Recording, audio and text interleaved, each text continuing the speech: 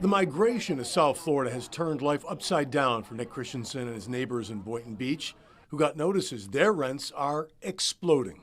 If they were increasing the rate based on inflation, which is like 8.3% right now, I could see that, and that would be a line we would be really willing to toe for what's happening nationwide. But they're increasing our rent by 40 to 53%. His young family can't afford $18,000 more a year in rent.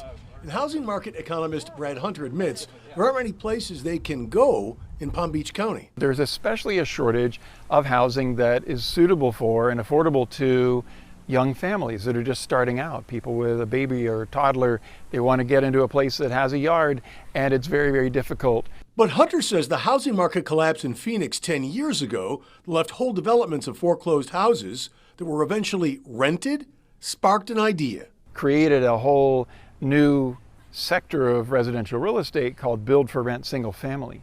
So what that means is they build a whole subdivision of single family homes or townhomes with the intention of renting them out right from the beginning. They call them casitas or cottages, but the concept is still gaining acceptance in Florida. So is solution number 2, not new, but newer to South Florida. So how many levels is this?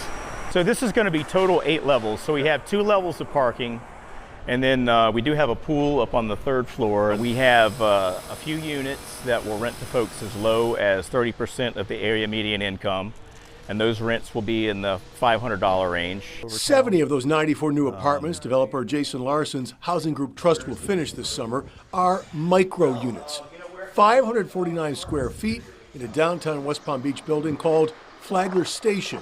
Small, affordable, with first-class amenities like a clubhouse area and pool. We take a lot of pride in making sure that the finished product is as nice as anything that you'll find anywhere else. But Palm Beach County needs thousands of these solutions right now, projects that take years, making more public-private partnerships crucial. This really is a niche business, and while we do make money doing it, it is a for-profit business, there is a public purpose behind it.